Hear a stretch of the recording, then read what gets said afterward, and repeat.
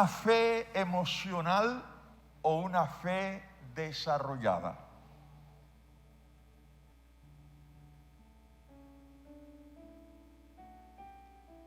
Lucas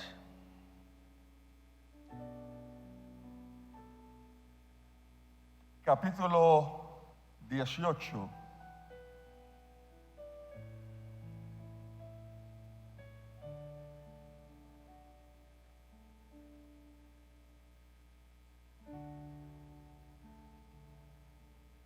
Versículo 8. Os digo que pronto les hará justicia. Pero cuando venga el Hijo del Hombre, ¿hallará fe en la tierra? Quedémonos con la segunda parte de este versículo. Pero cuando venga el Hijo del Hombre, ¿hallará fe en la tierra? Nuestro texto a disertar en esta hora nos plantea un gran desafío, pero al mismo tiempo nos invita a una profunda reflexión. Porque en este pasaje Jesús nos está planteando una pregunta retórica. Y las preguntas retóricas no demandan una respuesta. Las preguntas retóricas se hacen más bien para pedir una profunda reflexión. Así que cuando Jesús está diciendo, pero cuando el Hijo del Hombre vuelva, hallará fe en la tierra, nos está pidiendo que reflexionemos. Pero esta pregunta retórica que está haciendo Jesús adquiere una mayor relevancia al descubrir lo que motivó a Jesús a plantear esa pregunta retórica. ¿Qué hizo que Jesús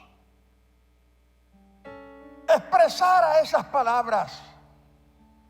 Cuando el Hijo del Hombre vuelva, ¿hallará fe en la tierra?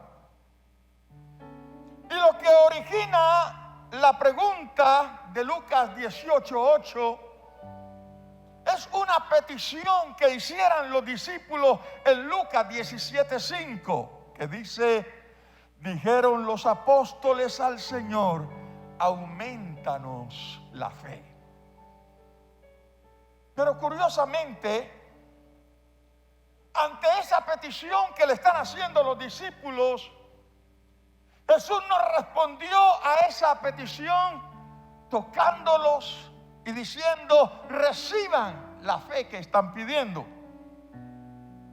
Tampoco sopló sobre ellos para que la fe les fuera aumentada. Y más bien, ante esa petición, aumentanos la fe, Jesús comienza a darles una serie de enseñanzas. En primer lugar, ¿qué es la fe? Pero al mismo tiempo les explica cómo opera la fe. Si tuvierais fe como un grano de mostaza, dirías a este sicómoro: desarráigate de aquí y plántate en el mar, y os obedecería. En segundo lugar, les habla del deber del siervo y resume esa enseñanza del deber del siervo diciendo que el siervo inútil es el que escasamente hace lo que le ha sido mandado, dejando planteado que el buen siervo siempre va más allá de lo que se le pide que haga. Por eso él dijo: cuando ustedes hagan solo lo que se les ha mandado, digan: siervos inútiles, ¿qué somos? Porque el siervo útil siempre va más allá. Ojalá que recibamos este tesoro. Siempre ir más allá. Siempre ir más allá. Porque de lo contrario, Él dice, somos siervos inútiles. En tercer lugar, les habló de 10 leprosos que fueron sanados por su palabra. Pero estos 10 leprosos, al verse curados, increíblemente cada uno corrió a su casa a celebrar. Y solo uno de ellos regresó para darle las gracias. Y de inmediato Jesús se volteó y preguntó, ¿no fueron 10 los que fueron sanados? ¿Y los otros dónde están? Tácitamente, con esa pregunta Jesús nos está diciendo que Él espera que todos seamos agradecidos. ¿Y los otros 9 dónde están? Yo sané 10. ¿Por qué solo uno? Mis amados, si hay algo que duele en la vida es la ingratitud. Y más aún, cuando esa ingratitud es hacia Dios, quien realmente nos ha dado todo. Si yo preguntara en esta hora, ¿a cuántos Dios les ha concedido algo alguna vez? Creo que la mayoría, aunque todos deberíamos levantar no solo una mano, sino las 2 manos, los pies y todo nuestro cuerpo para decir, un día Dios obró en mi vida. Mira, algunos de ustedes ni saben cuando estaban pequeños que estuvieron a punto de morir y Dios obró. Algunos de ustedes ni saben de cuántas cosas Dios les ha librado. Te iban a atracar, te iban a matar y tú ni te diste cuenta, pero Dios mandó sus ángeles. Dios mandó a alguien para que te protegiera. Así que todos debemos estar agradecidos con Dios.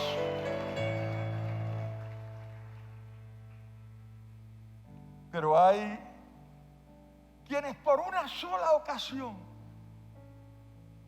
que le pidieron algo a Dios, y Él en su sabiduría, escucha eso, en su sabiduría, decidió no responder, porque aún no era el tiempo, o porque sencillamente lo que estábamos pidiendo no nos convenía, o en su defecto, porque sencillamente Él quiere darnos algo mejor.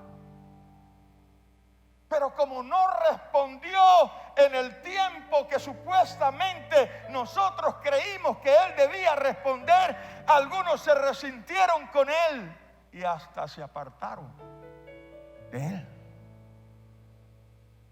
Otros aún no se han apartado, pero ya comenzaron a seguirlo de lejos. Y todos sabemos cuál es el fin de los que siguen a Jesús de lejos. Todo el que sigue a Jesús de lejos termina negándolo. Siendo Pedro quien fue ese discípulo intrépido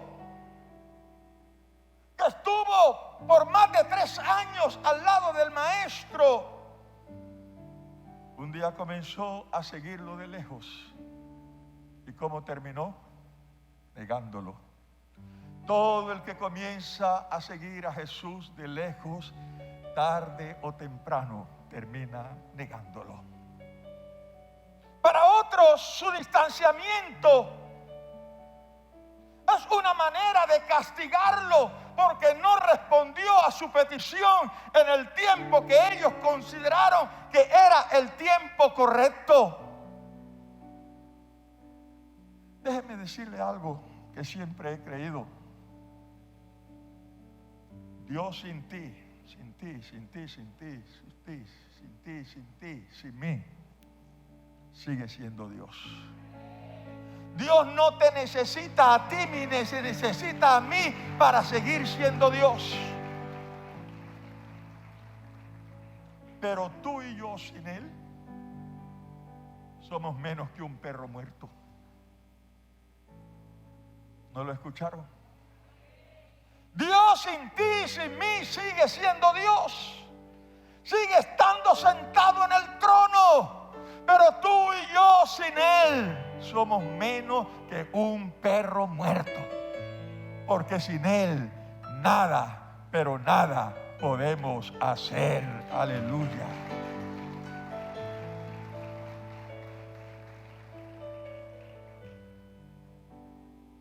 En cuarto lugar, Jesús les habló de los acontecimientos finales, como si estuviera prediciendo la incredulidad reinante al fin de los tiempos. Estamos viviendo tiempos, mis amados, cuando la fe brilla por su ausencia. Aún los que hemos sido llamados a tener fe, en estos últimos tiempos la fe hace agua. La fe entra en crisis. Y Jesús les habló de los últimos tiempos. En quinto lugar, Jesús aterriza su enseñanza con la parábola de la viuda y el juez injusto, enseñándonos que fe es perseverar y no desmayar, aunque aparentemente todo esté perdido. Te voy a decir algo. Cuando se trata de Dios, no hay que dar nada por perdido, porque aún de la ceniza Dios hace resucitar lo que tú y yo estamos necesitando. No hay que dar nada por perdido. Es más, Dios es especialista en hacer posible lo imposible. A veces deja que las cosas pasen y tú dices, ya no hay solución, ya no se puede. Es simplemente para mostrarte, hijo, cuando se trata de mí, no des nada por perdido, porque yo sigo estando en el trono. Alabado sea el Señor.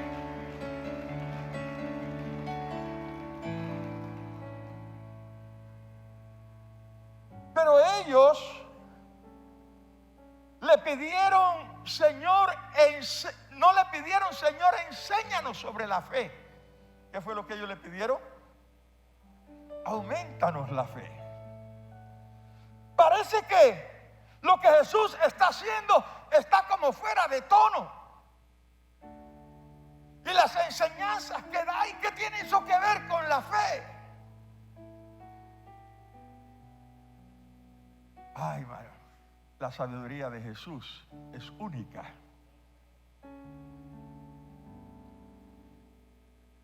Para Jesús, al igual que para el apóstol San Pablo, la fe que permanece es la fe que viene por el oír y el oír la palabra de Dios.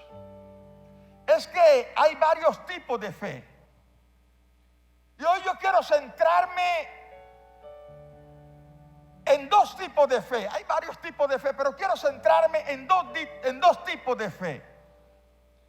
La fe emocional, que es la que actúa por impulsos, y la fe que se desarrolla a través del escuchar la palabra de Dios. ¿Una fe qué?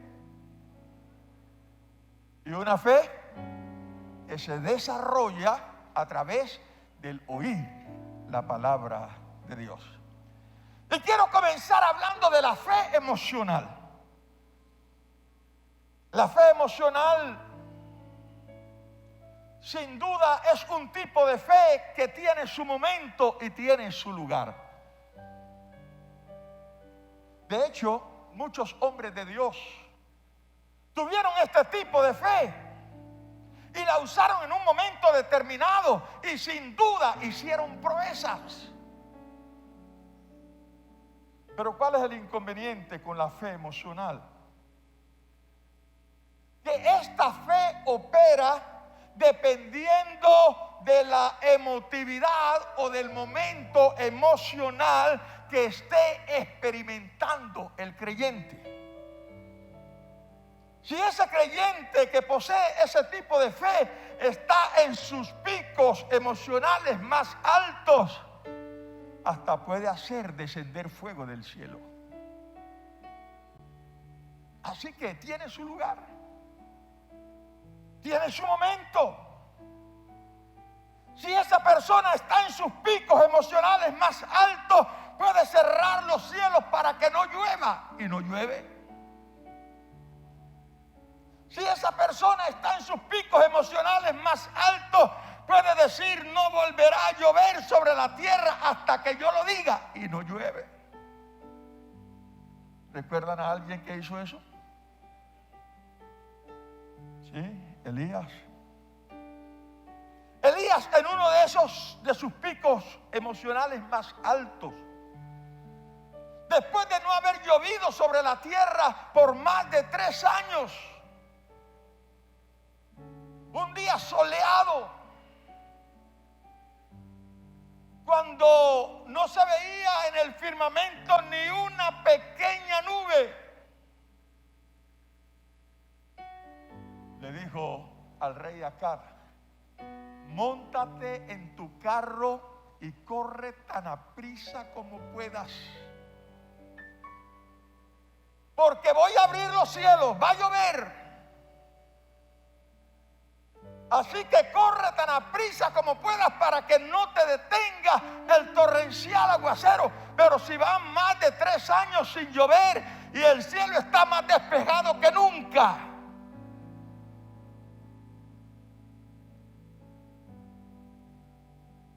la fe emocional tiene sus momentos. Y qué cosa tan impresionante.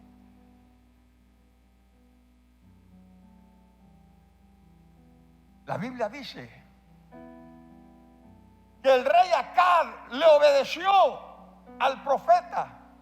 ¿Y cómo no hacerlo si acababa de verlo hacer descender fuego del cielo? Acababa de orar para que descendiera fuego del cielo y efectivamente fuego descendió. Así que el rey no hace más que obedecerle. Y se monta en su carro y dice: denle tan aprisa como pueda. Y allá van esos caballos a todas. Pero Elías estaba en su pico emocional más alto. Y cuando Elías llegó, cuando el rey Acab llegó a su destino, se encontró que Elías ya lo estaba esperando. ¿Y en qué se fue Elías? Corriendo. Y se pasó al caballo. Se pasó el carro. Y llegó primero.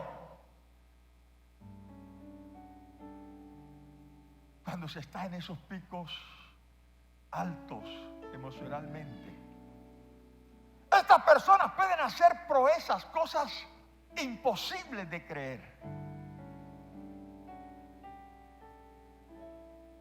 Qué impresionante es la fe emocional.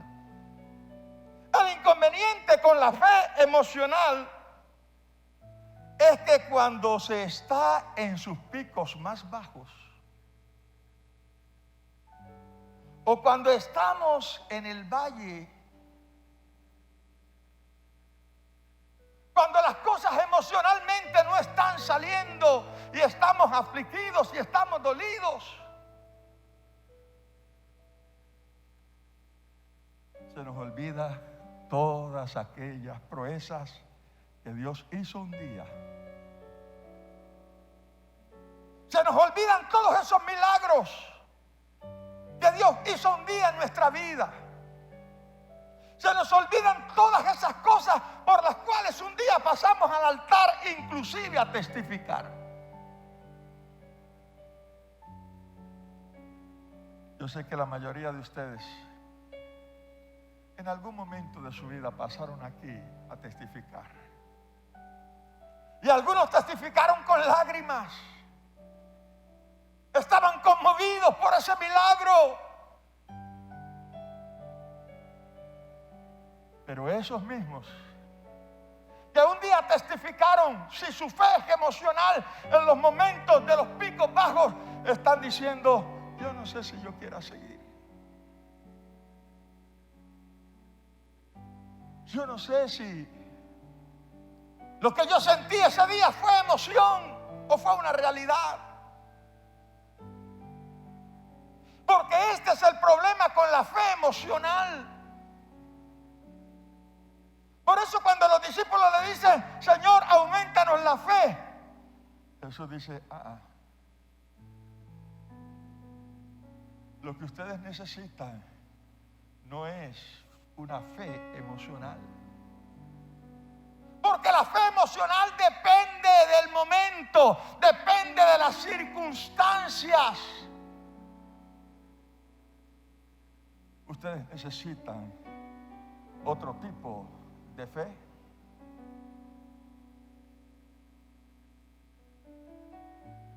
Es que la fe emocional, mis amados, cuando se está en esos picos bajos, o cuando se está en la llanura, emotivamente hablando, nos desanimamos con una facilidad única. Ese Elías que hizo descender fuego del cielo, y Dios, atendiendo a su palabra, hizo descender fuego del cielo. Ese Elías que dijo: no va a llover hasta que yo lo diga, y Dios, por su palabra, hizo que no lloviera por más de 3 años. Ese Elías que un día dijo: hoy va a llover, aunque no había la más mínima posibilidad de lluvia. Y llovió por la palabra. Al día siguiente, Jezabel, la mujer del rey Acab, le mandó un mensajero con una noticia. ¿Cuál es la noticia? Díganle a Elías que así me hagan los dioses y aún me añadan, si mañana a esta hora yo no he puesto su cabeza como la de uno de los profetas de Baal que murieron. ¿Qué es comparado a hacer descender fuego del cielo, cerrar los cielos, abrir los cielos con la palabra de una malvada mujer? Pero esas palabras de esta malvada mujer impactaron tan negativamente a Elías que se desanimó. ¿Sabe por qué? Porque la noticia le llegó en el momento que su nivel, emocionalmente hablando, estaba por el suelo. Así que aquí está el peligro de la fe emocional. Es impresionante, es bonita, es la fe que muchos quisiéramos tener, es la fe que más se persigue para hacer cosas asombrosas. Pero esa fe tal vez no es la que tú y yo necesitamos.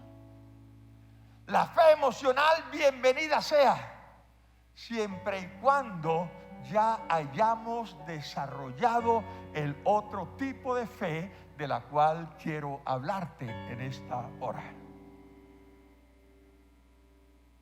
En el caso de Elías, esa noticia lo tiró al piso. Dejó a su criado. Dijo: quiero estar solo. Y el final de los que le siguen de lejos, ¿cuál es? ¿O somos nosotros más espirituales y más aguerridos que Pedro? Pedro, siendo ese varón de Dios, por seguir a Jesús de lejos, terminó negándolo. ¿Qué crees que va a pasar con nosotros? Peor. Peor. Elías,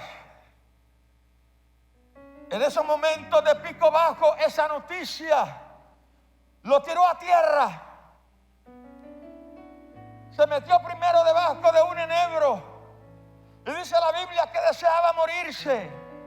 Oye, pero este no era el que ayer estaba diciendo. Pero es que ayer emocionalmente estaba muy bien. Ahora emocionalmente está en el piso. Y sigue y se mete en una cueva.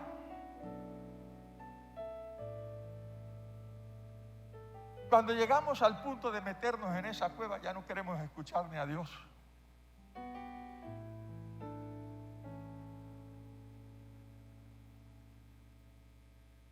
Está mirando internet y aparece un mensaje y lo pasa. No queremos escuchar a Dios. Por eso no queremos venir a la iglesia, porque no queremos escuchar a Dios.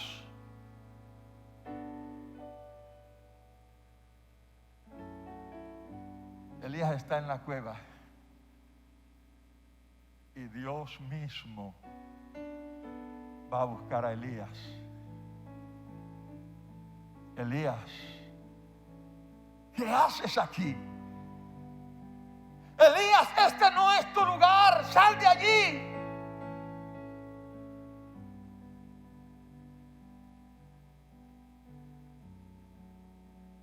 Elías no escuchó ni siquiera a Dios en persona.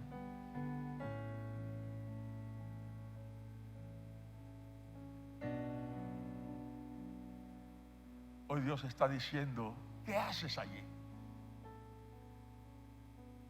¿Qué haces en esa cueva?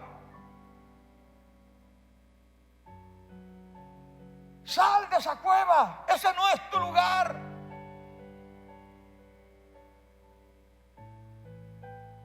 Pero a Elías no le importó que era el mismo Dios que le estaba diciendo, sal de allí, ese no es tu lugar, eso no te conviene.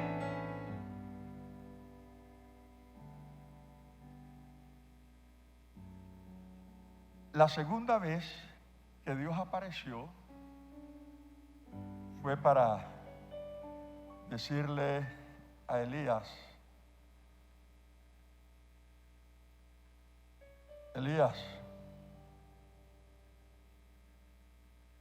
Elías, vuélvete por tu camino. Tengo una última misión para ti.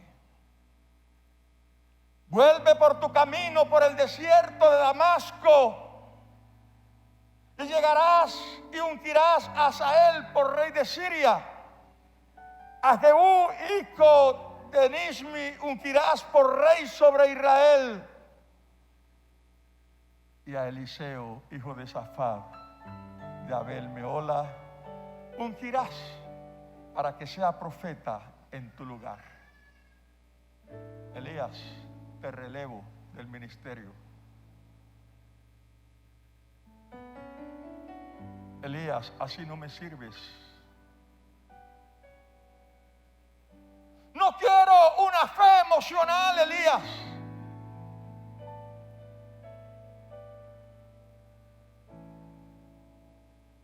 Cuánta tristeza la de Elías.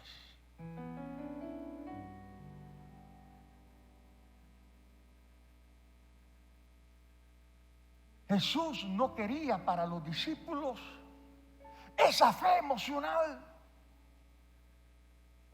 Porque aunque es rimbombante y hace cosas extraordinarias que llaman la atención,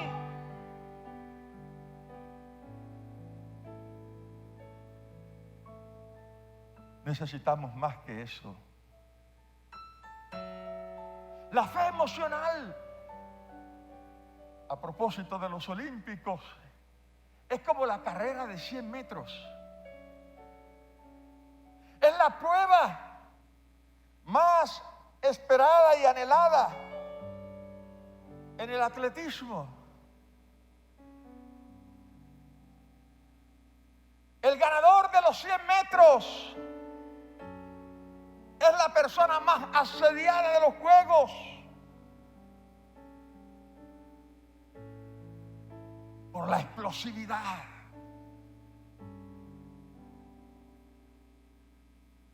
Pero ese atleta que corre los 100 metros planos, a pesar de toda la rimbombancia que da el ser el ganador de esa prueba, eso no es suficiente si te toca correr una maratón. En la maratón te revientas. Porque esto no se trata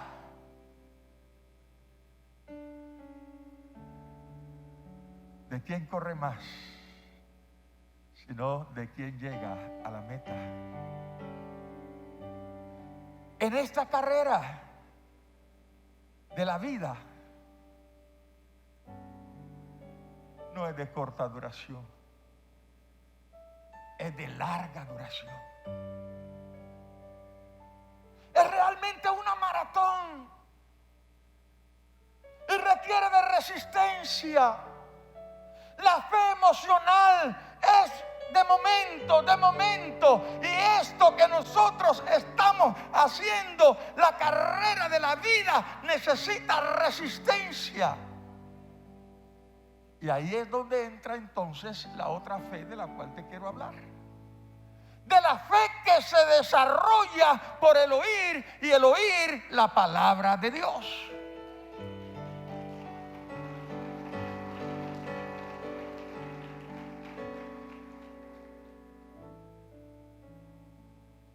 Pablo dijo, la fe viene ¿por qué? ¿Y el oír qué? La palabra de Dios.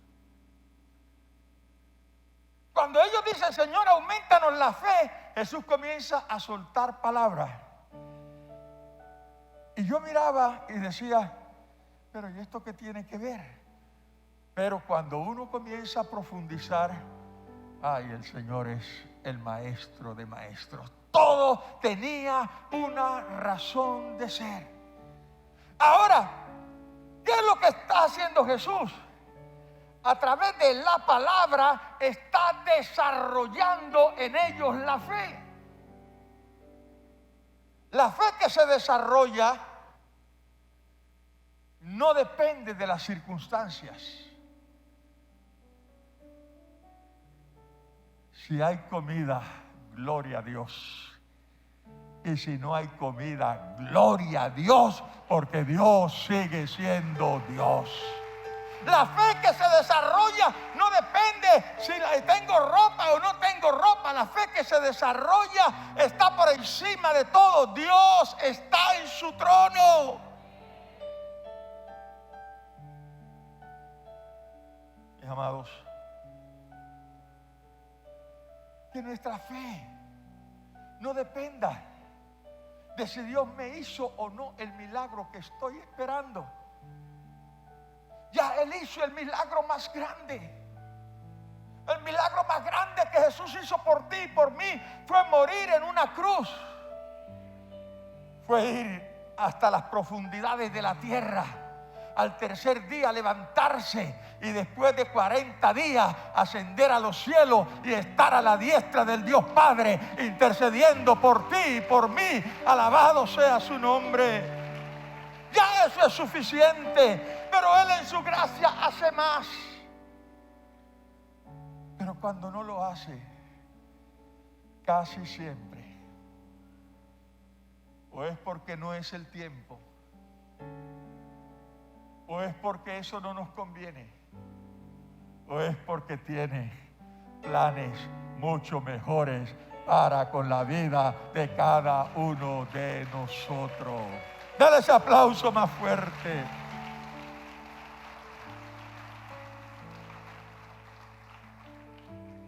terminar hablando de un hombre que vivió los dos momentos, los dos tipos de fe. Estoy hablando del siervo Job, el patriarca. Job, ese gran hombre de Dios,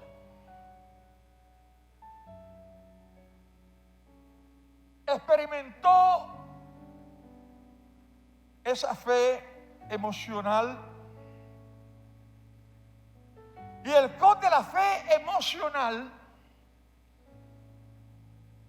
soportó hasta cierto límite. Cuando las pruebas rebasaron los límites, él llegó a maldecir el día en que nació. Cuando las pruebas rebasaron su capacidad de resistencia, él dijo: maldito el varón que le dio la noticia a mi padre que le había nacido un hijo varón. Ese es el Job de la fe emocional. Pero el Job de la fe que se desarrolla, ¿cómo se desarrolla la fe? Oír la palabra. Ese Job que estaba su ánimo por los suelos. Dice la Biblia que de pronto Dios apareció en un torbellino y habló con Job. Y comenzó Dios a soltarle palabra a Job. ¿Qué estaba haciendo Job? Y Dios comienza: suelte palabra, suelte palabra, suelte palabra. Y cuando Dios terminó de hablar, ¿sabe lo que pasó con Job? Él dijo: yo sé que mi Redentor vive y al fin se levantará sobre el polvo, y después de deshecha esta mi piel, en mi carne yo veré a Dios.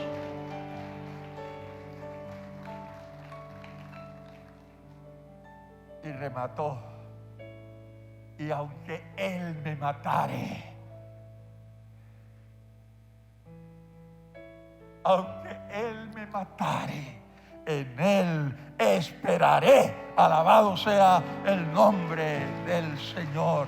Mire la diferencia entre la fe emocional y la fe que se desarrolla por oír la palabra de Dios. Esta depende del momento, depende de la circunstancia. La otra depende de saber quién es Dios. ¿Y quieres saber qué fue lo que dijo Job en esas palabras? Yo sé que mi Dios va a obrar, pero aún si Él no obrare, y si no sucediere el milagro que yo estoy esperando, de algo sí estoy seguro: que en la eternidad, con mi piel restaurada como la de un niño, yo he de ver a Dios. Alabado sea el nombre del Señor. Él me sanará aquí, y si no lo hace, Él lo hará allá. Pero dejarlo no es una opción. Seguirlo de lejos no es una opción. Porque yo sé quién es Dios. ¿Sabes quién es Dios? ¿Sabes quién es Dios? Mis amados, inclinen su cabeza por un momento. Estamos viviendo días difíciles, donde Satanás está atacando la fe de la iglesia, de los creyentes, de los líderes, para que entre en una crisis de fe.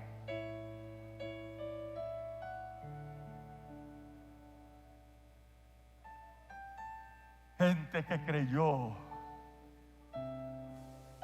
en toda la palabra de Dios, hoy seleccionan qué creer de la palabra de Dios. Como si no toda la palabra de Dios hubiese sido inspirada por Dios.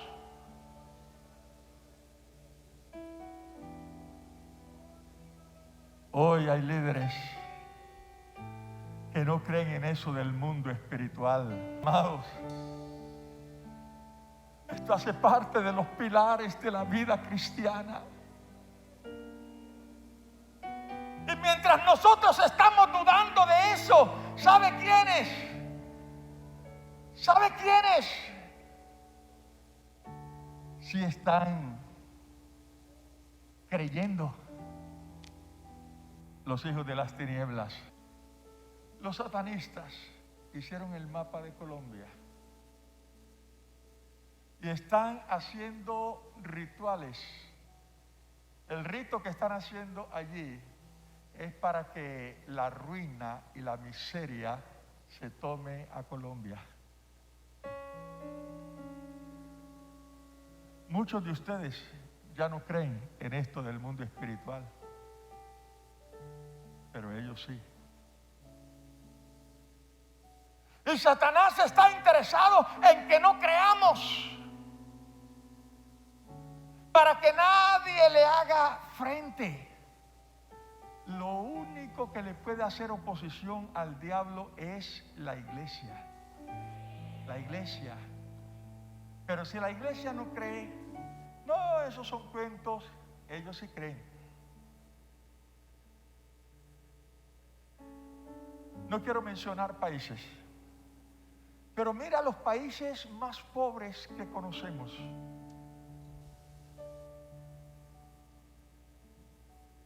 Son los países que se han entregado a la brujería, a la hechicería. Porque eso es real. Satanás tiene un precio muy alto, unos intereses muy caros por todo lo que hace. Y los únicos que le pueden hacer frente a ese poder de las tinieblas es la iglesia que cree, porque hay iglesias que no creen en el mundo espiritual. Pero lastimosamente, algunos de nosotros, eso del mundo espiritual. Hermano, el mundo espiritual es tan real como el aire que respiramos. Si existe un Dios, hay un diablo. Si existe un cielo, hay un infierno. Si existe una vida espiritual, hay un mundo espiritual de maldad y tenemos que creerlo. Y si no lo hacemos, Satanás aplaude, porque no habrá quien le detenga. Colombia, cada vez usted ve rituales. Esto es para ponernos como Haití. Usted sabe que los brujos de Haití los llamaban por todo el mundo para ir a hacer sus rituales de Haití. Mire Haití, el país más arruinado del continente. Y los otros ni los voy a mencionar. Pero hermanos, esto es una realidad. Si la fe se desvaneciere, ¿qué va a pasar? Póngase de pie, por favor. Hoy he querido enseñar sobre la fe. Y no solamente de esa fe emocional, sino de esa fe que se va desarrollando por el oír la palabra de Dios.